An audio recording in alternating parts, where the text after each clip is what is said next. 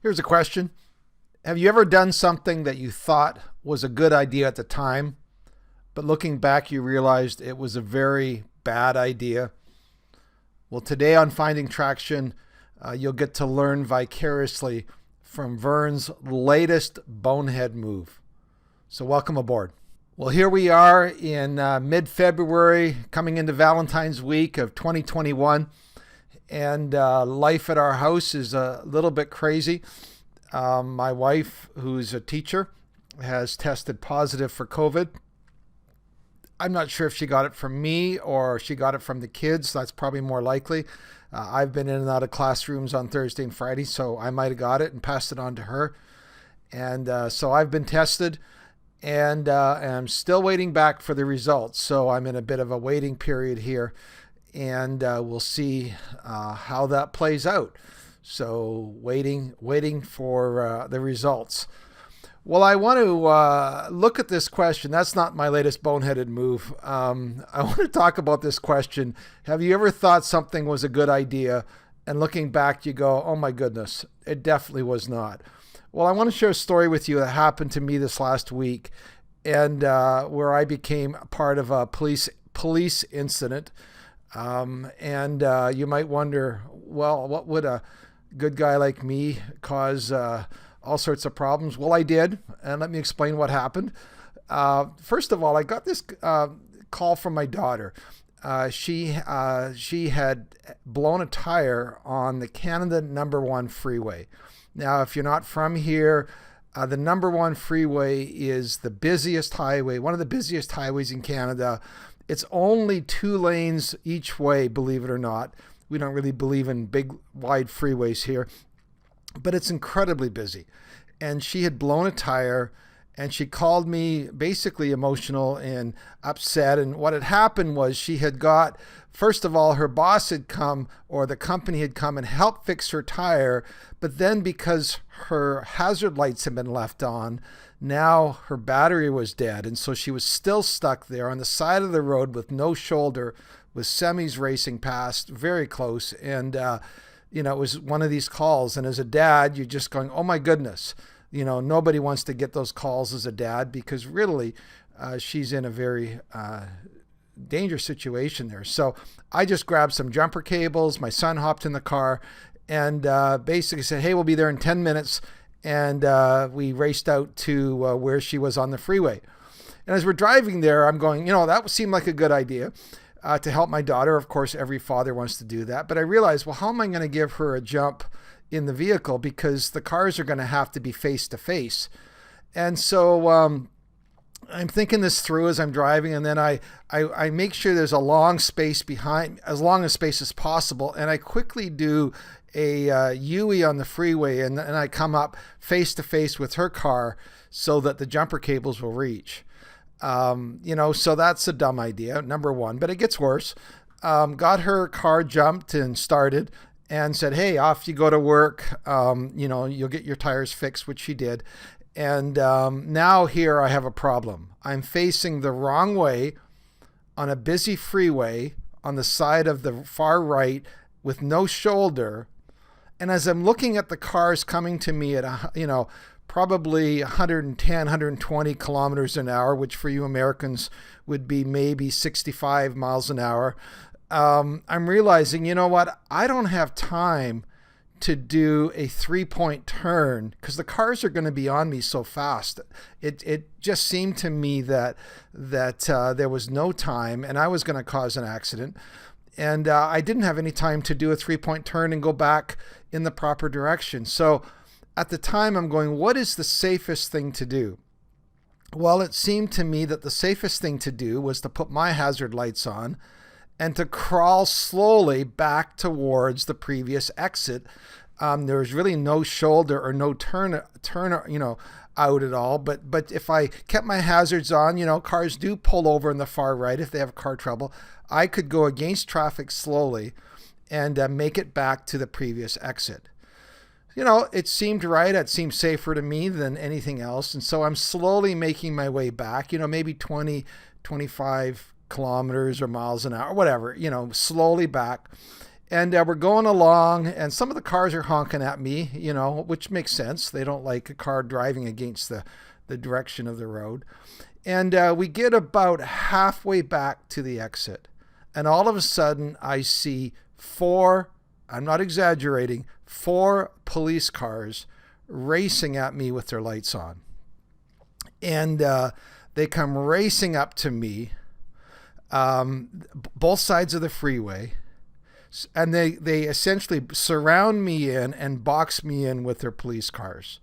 Behind that, a 5th ghost car comes with his lights on. So now we have 5 police cars surrounded me on the freeway. The guy gets out and yells at me, basically, what are you doing? You've essentially, we've had so many 911 calls that this is what he said. You've almost shut down 911 in the last 5 minutes because of all these calls we've got. Now, a bit of a backstory. About 2 weeks ago, there was a fatal accident on that same stretch where 3 people were killed. Now, mind you, it was a police chase, and the car had driven onto the freeway and was going against traffic on the freeway, and the 2 people in the car trying to get away were killed, and also another innocent person was killed. Now, okay, that's a backstory, and maybe that is why so many people were freaking out, or the fact I was doing something stupid. And I know you're thinking at this point, like, what the heck are you thinking? And I just thought at the time it seemed like a good idea. And so I'm surrounded by police cars. The freeway, the number 1 freeway, is shut down. And I try to explain what had happened. And one guy was a bit of a good cop, and he was understanding, well, you're trying to help your daughter. And then the other cop car was having none of it. He says, well, why didn't you call 911? And I'm thinking, call 911. I don't call 911 unless it's an emergency. You always hear about stupid 911 calls. And I hadn't even thought of that. Looking back, what should I have done? We'll get to that in a minute.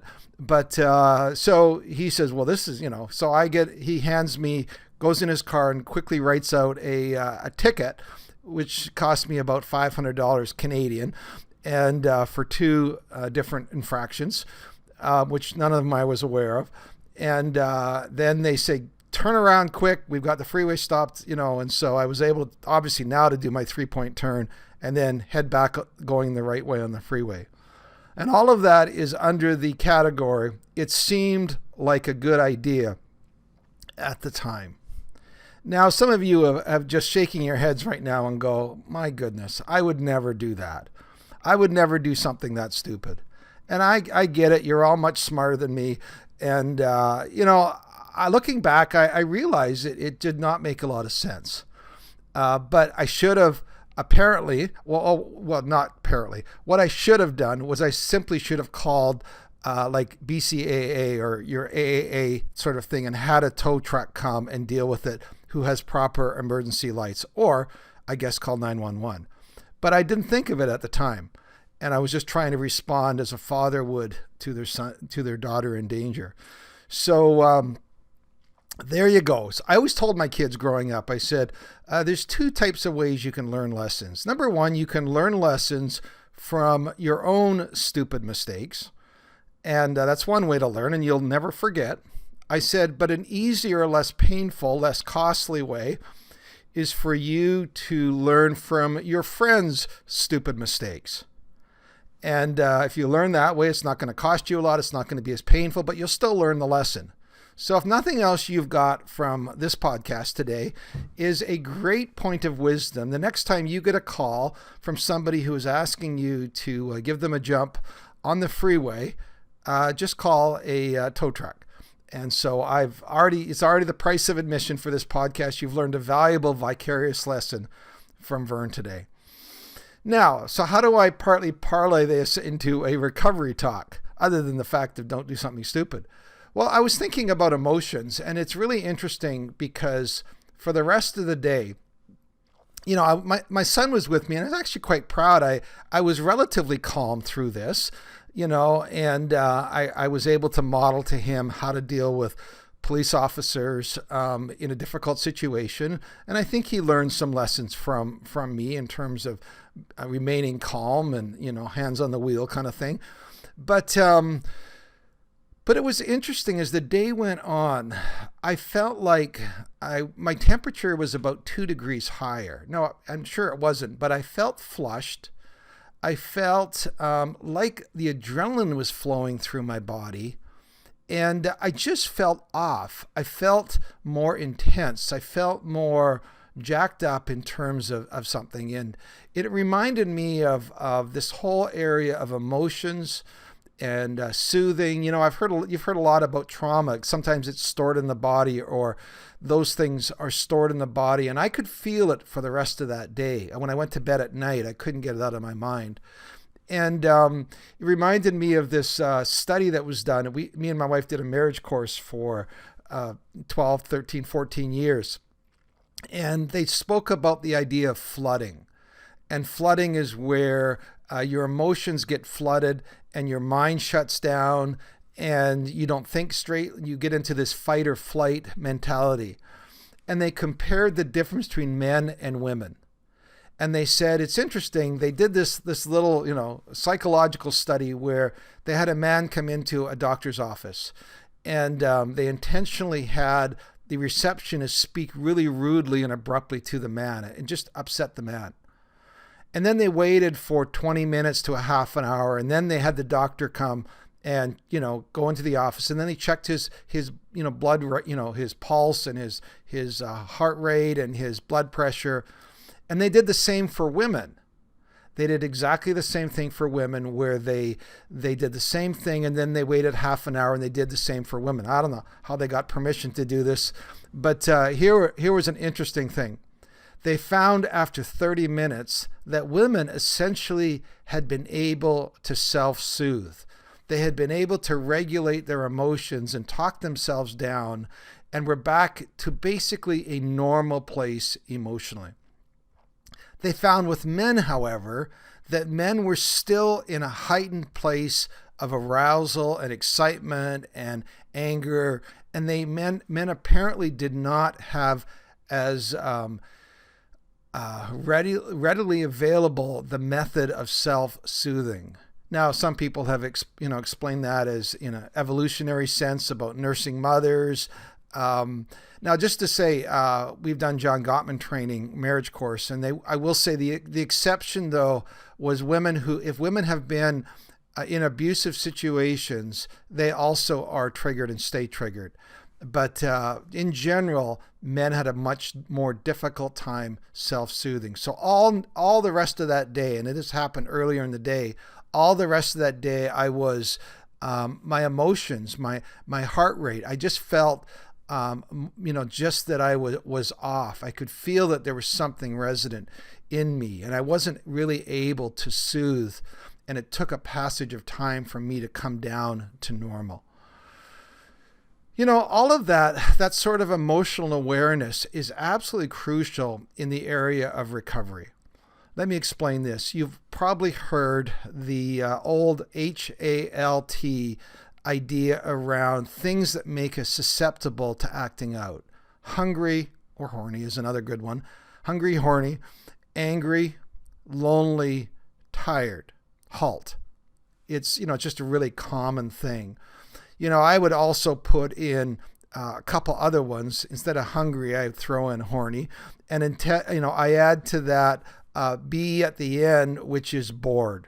Or stressed, HALTS. S is for me is stressed, and B is for bored. Any one of those things for me can be a real internal trigger. There's been a lot of talk, and I teach it in our Finding Traction course about triggers, external triggers. It's a pop-up ad. It's something you see. It's a woman you see. It's a, whatever it is. Those are external triggers. But the ones that are far more difficult to navigate are the internal triggers, where something happens to you emotionally. And as a result, what happens is you're more susceptible to acting out. You're more likely to reach for your favorite things that soothe you. My daughter gave for Christmas this huge package of Hawkins cheesies. I don't think you can get them south of the border, but Hawkins cheesies are one of my favorite snacks. And so I would often reach for that at night when we were watching a movie together. My Hawkins cheesies is a way of soothing. And, we would do the same thing. We reach for porn. When we were young, we learned masturbation as a way of self-soothing. And it's just something that stuck with us. All of that, if you haven't noticed, requires a degree of emotional awareness, where we're able to really deal with our feelings and understand our feelings and the place and and where that takes us. One of the things I do in our groups, I meet with guys and I meet, in groups. The very first thing we do is we talk about our emotional landscape, our feelings. And we actually have a feeling chart, which we've picked up. You can get them online. And we always start by asking men, what have been your dominant emotions over the last day or two? And it's interesting. Early on, it's like guys look and go, I don't know, hungry. It's either hungry or horny is kind of the only two emotions, or angry. Hungry, horny, and angry are the only three that we really able to feel. But over time, I've noticed that men get more nuanced and they get more curious and aware of what's going on inside of them. Let me also say that is a huge skill to learn in your marriage. One of the things me and my wife have done is recognized that we do a service to each other when we describe the filters that we're experiencing life through at that time. For example, my wife right now has got COVID. I think I said that, and she's sick, and she's got flu symptoms, and she basically, has been a little bit irritable. And some of the reasons is I kind of have been treating her, asked her to make coffee, and I think she just got, I'm sick. I got COVID. And, and so you might say, well, what another dumb thing to do is you're asking your wife to make you a coffee. But she, for example, it's a filter. She says, when I'm sick, I'm not in a very gracious mood to serve you. I will often say, when I'm feeling agitated, like right to this morning, I can't find my driver's license. It's my medical card number's on it. And I'm agitated right now. I'm agitated. I can't find my driver's license and my medical card. They're the same card. And I can't go online and check my test. And I'm just in an agitated place. And so I'll say to my wife, you know what, right now I'm just really agitated. So I just want you to be aware of that. And that's a huge help for her because she won't take it personally, or I won't take it personally. We give each other a lot more slack because we know the filter, the emotional place that each of us is coming for. I've noticed, for example, when I'm sick, so far I'm feeling pretty good. I've got a few mild symptoms, but I don't know, maybe I'm the only guy, or maybe I notice when I'm sick, I'm really tempted. Which just causes my wife to, shake her head. When I'm physically sick, the last thing she wants to do is be close to me. That's her perspective. But when I'm physically sick, I notice that I'm way more thinking about sex and or temptation or porn. And you might say, well, that's kind of weird, but I'm aware of that. I've developed a level of emotional awareness and curiosity just to be able to recognize how I'm doing day to day. So all of that is to say, hopefully you've learned some vicarious things from me today. I really do want to bless you in your recovery as you walk through this.